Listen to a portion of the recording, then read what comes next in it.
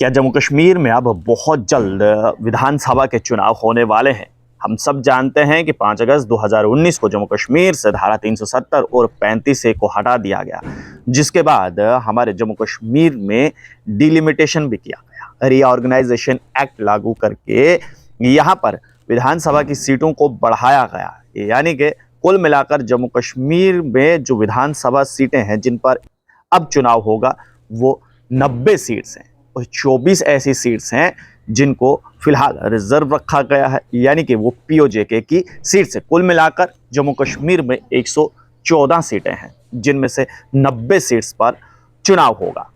अब ये चुनाव की बात कहां से आ गई है और क्या बहुत जल्द चुनाव होने वाले हैं, इस सब पर हम चर्चा करने वाले हैं। दरअसल इलेक्शन कमीशन ऑफ इंडिया ने जम्मू कश्मीर के 90 असेंबली कॉन्स्टिट्यूएंसीज पर जो हैं वो AEROs यानी कि असिस्टेंट इलेक्टोरल रजिस्ट्रेशन ऑफिसर जो हैं वो नियुक्त किए हैं।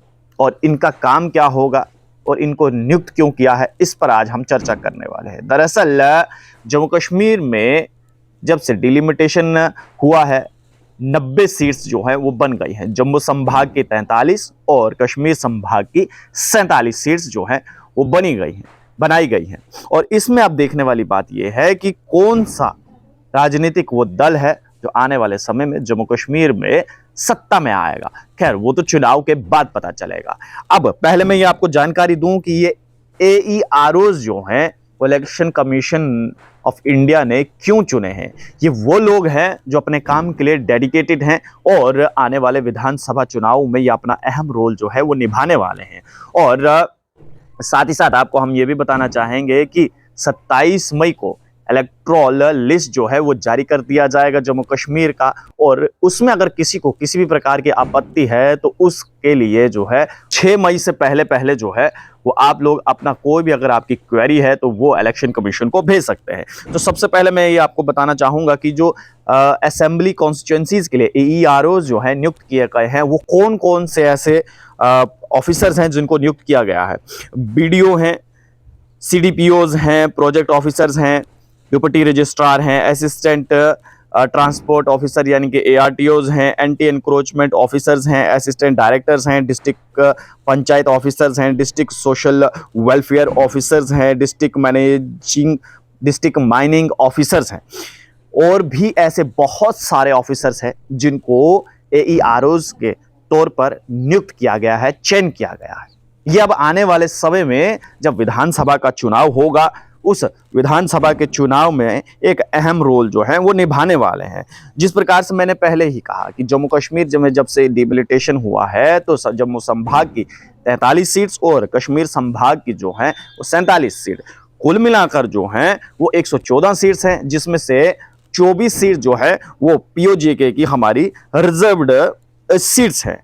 और अब यहां पर एक और महत्वपूर्ण बात है, क्योंकि ST के लिए जो है वो रिजर्वेशन किया गया है और 9 जो सीट हैं यानी कि कुल मिलाकर 90 सीट्स में से जो है वो ST के लिए 9 सीट रिजर्व की गई हैं और 7 सीट जो हैं वो SC कम्युनिटी के लिए जो हैं वो रिजर्व की गई है। यानी कि कुल मिलाकर अगर देखा जाए तो अब जम्मू कश्मीर की विधानसभा में 9 जो है वो ST विधायक बैठेंगे और 7 ऐसे विधायक होंगे जो SC कम्युनिटी से आएंगे।